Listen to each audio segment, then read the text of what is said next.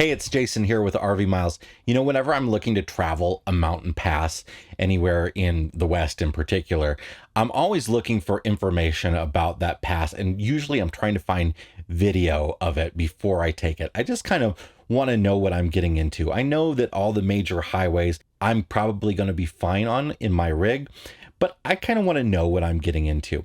And I was looking for a video on Wolf Creek Pass before we took it, which is in the southern central part of Colorado. And I had a hard time finding one, particularly one in the summer and one traveling in the direction that I was going from west to east. So I decided to do a little time-lapse video here of Wolf Creek Pass. But I wanted to give you a little bit of information before I show you our travel up and down Wolf Creek Pass from the western side to the eastern side. So first of all, Wolf Creek Pass is about the only route across southern Colorado. So if you want to go from the eastern side, you want to go from Colorado City, Canyon City, Denver, all of those places, and on over to like Durango and Mesa Verde National Park and Cortez, or you want to head over to southeastern Utah or northwestern New Mexico, it's really your only major route across the state of Colorado. So you're probably going to be taking it. And it's on US 160. And for us, it wasn't that bad, but it's sort of well known as one of those routes that semi trucks crash a lot on, usually in the wintertime. So I don't think you have any concern over that sort of stuff in the summertime. It's not the hardest pass that we've done. It tops out about 10,500 feet, I think, over the Continental Divide. And it's a beautiful drive, not too big of curves, not too tight of curves. There's one large S curve, which is really two big hairpins on the western slope, but it's 6 lanes wide in most spots and 4 lanes wide everywhere else. And we didn't have really any issues whatsoever. But let me tell you what we tow with. We have about a 9,000 pound travel trailer, and we tow it with a 2014 Ram 2500. And it did absolutely fine. The transmission temperature got a little high towards the summit, and I watch the transmission temperature when I go up any mountain pass. And if you've never done that before, in most trucks you can sort of go into the settings on your display and you can change it so it shows you, instead of speed or gas mileage, it can show you transmission temperature. And that's a good thing to watch when you're going up a mountain pass, because that's the only thing that's really concerning you powertrain wise for the most part, unless your engine's overheating. But you have a temperature gauge right on the dash for your engine.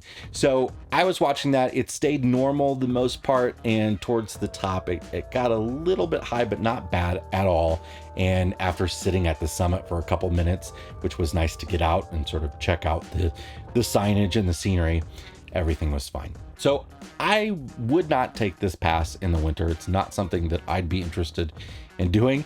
And I wouldn't take this pass with an undersized tow rig. So if you are pulling with a truck that doesn't quite do so well on steep hills, this might not be the pass for you.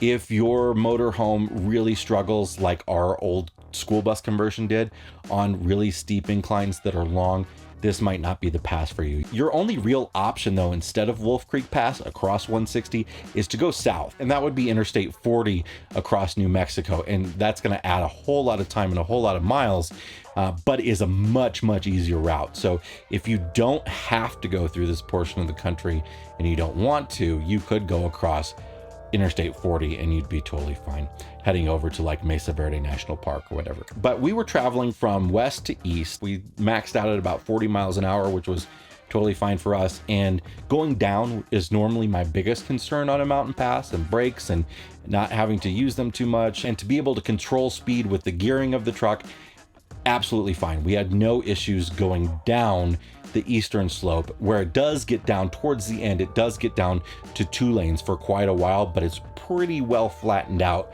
at that point when it's gotten down to 2 lanes. There are some steep drop-offs. There is a decent shoulder, not too terrible. There is guardrail most of the way.